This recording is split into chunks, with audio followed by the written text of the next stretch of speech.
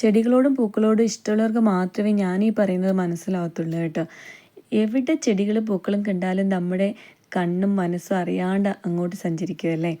അങ്ങനെ കഴിഞ്ഞ ഫ്ലവർ ഷോയ്ക്ക് പോയപ്പോൾ മേടിച്ചതാണ് കേട്ടോ 2 റോസയും ഒരു ഡേസി പ്ലാന്റും. ഇത് പീസ് ആൻഡ് ലവ് റോസാണോ എന്ന് എനിക്കറിയില്ല. പീസ് ആൻഡ് ലവ് റോസ് ആണെന്ന് പറഞ്ഞല്ല ഞാനത് മേടിച്ചത്.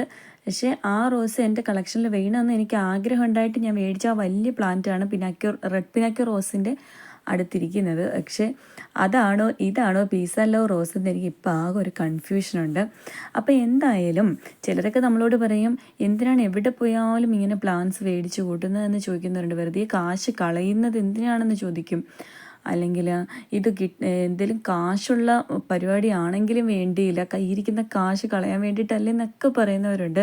പക്ഷേ എനിക്ക് വേറെ എന്ത് ചെയ്താലും കിട്ടാത്തൊരു ഹാപ്പിനെസ്, ഭയങ്കര ഒരു സന്തോഷം എനിക്ക് പ്ലാന്റ്സൊക്കെ പോട്ട് ചെയ്യുമ്പോഴും അതിനകത്തുനിന്ന് ഒരു ഫ്ലവർ ഉണ്ടാകുമ്പോഴും ഒക്കെ കിട്ടാറുണ്ട്.